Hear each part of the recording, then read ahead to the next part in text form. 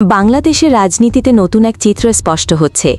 দীর্ঘদিন নীরব থাকা মুক্তিযোদ্ধা সন্তান সোহেল তাজ এবার আলোচনার কেন্দ্রবিন্দুতে। শোনা যাচ্ছে, আসন্ন জাতীয় সংসদ নির্বাচনে তিনি আওয়ামী লীগের পক্ষ থেকে নেতৃত্ব দেবেন এবং নৌকা মার্কা নিয়ে নির্বাচনে অংশ নেবেন। এই খবর ছড়িয়ে পড়তেই দেশের রাজনৈতিক অঙ্গন আরও সরগরম হয়ে উঠেছে। অন্যদিকে প্রতিবেশী ভারতও নেপথ্যে সক্রিয়। ভারত চায় নির্বাচনে আওয়ামী লীগের অংশগ্রহণ হোক। বিশেষ করে শেখ হাসিনার দীর্ঘদিনের সম্পর্ক এবং আস্থার কারণে দিল্লি মনে করছে আওয়ামী লীগ ছাড়া নির্বাচন কখনোই আন্তর্জাতিক মহলে গ্রহণযোগ্যতা পাবে না।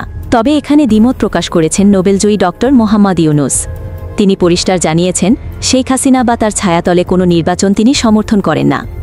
বরং তিনি চান একটি নতুন তত্ত্বাবধায়ক সরকারের নেতৃত্বে নির্বাচন হোক, যাতে সব দলই সমান সুযোগ পায় এবং জনগণ নির্ভয়ে ভোট দিতে পারে।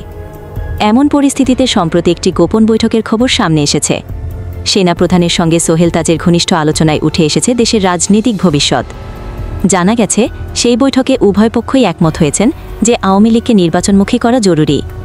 সেনাপ্রধানের মতো ছিল পরিষ্কার, নির্বাচনে আওয়ামী লীগের অংশগ্রহণ ছাড়া স্থিতিশীলতা আসবে না, বরং অনিশ্চয়তা বাড়বে।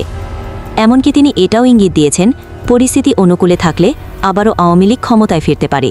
এখন প্রশ্ন হচ্ছে যে সোহেল তাজ কি সত্যিই আওয়ামী লীগের নতুন মুখ হিসেবে গ্রহণযোগ্য হবেন, এবং ভারতের প্রত্যাশা এবং ডক্টর ইউনুসের আপত্তির মাঝে কোন পথ বেছে নেবে বাংলাদেশ? সেই সাথে সেনাপ্রধানের এই অবস্থান কি ভবিষ্যতের রাজনৈতিক সমীকরণ নির্ধারণ করবে?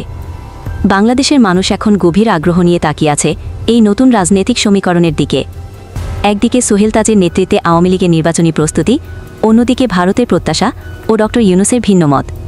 সব মিলিয়ে আসন্ন নির্বাচনকে ঘিরে তৈরি হয়েছে এক অনিশ্চিত কিন্তু রোমাঞ্চকর পরিস্থিতি। আগামী দিনে এই সমীকরণ কোন দিকে গড়াবে সেটি এখন সবার নজরে।